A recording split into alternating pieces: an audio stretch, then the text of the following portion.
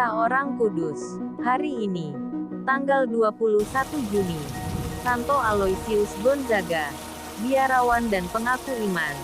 Santo pelindung kaum muda. It is better to be the child of God than king of the whole world. Aloysius Gonzaga, yang biasanya dipanggil Luigi, lahir di Castiglione delle Stiviere, Italia Utara pada tanggal 9 Maret tahun 1568. Ia berasal dari sebuah keluarga bangsawan yang berkuasa dan kaya raya. Ketika berumur 9 tahun, putra tertua dari Marchese Ferrante ini mengikuti pendidikan di istana keluarga Francesco de Medici di Florence. Selama berada di istana de Medici, ia mulai menyadari panggilan ilahi dalam dirinya. Ia tahu apa yang nanti akan terjadi atas dirinya. Hidup asusila yang mewarnai cara hidup orang-orang istana sangat memuakkan hatinya.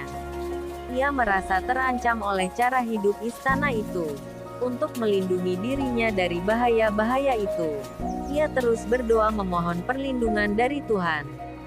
Dalam situasi ini ia dengan berani mengikrarkan kaul kemurnian hidup dan berjanji akan menjaga kesucian dirinya.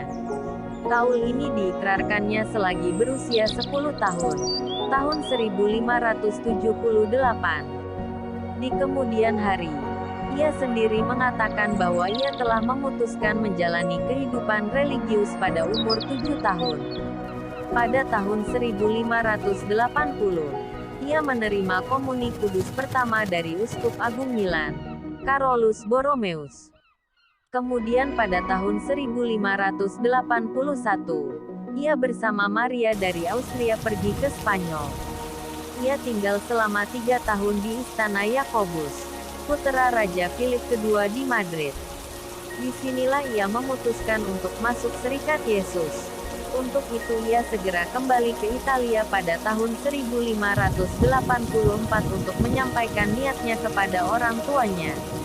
Ayahnya menolak dengan tegas keinginan anaknya. Aloysius diharuskan tetap mempertahankan gelar kebangsawanan dan harta benda warisannya. Segera ia mengalihkan semua haknya dan harta warisannya kepada saudaranya yang lebih muda. Ayahnya tidak berdaya menghadapi anaknya ini. Akhirnya Aloysius masuk novisiat Serikat Yesus di Biara Santo Andreas di Roma. Ia diterima oleh Pater Jeneral Serikat Yesus, Claudius Aquaviva. Setelah menyelesaikan tahun novisiatnya, ia diperkenankan mengucapkan kaul pertama. Prestasinya yang tinggi dalam pelajaran ilmu-ilmu kemanusiaan dan ilmu pengetahuan lainnya, memperkenankan dia memulai studi teologi di Kolose Roma. Ia ternyata sangat mampu mengikuti kuliah teologi. Kawan-kawannya sangat menyegani dia karena belas kasihannya, kerendahan hatinya dan ketaatannya.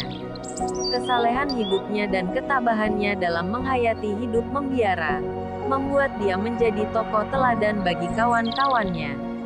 Pada usia 23 tahun, ketika terlibat aktif dalam perawatan orang-orang sakit korban wabah pes di Roma, ia sendiri terserang penyakit berbahaya itu. Akhirnya ia meninggal setelah 3 bulan menderita.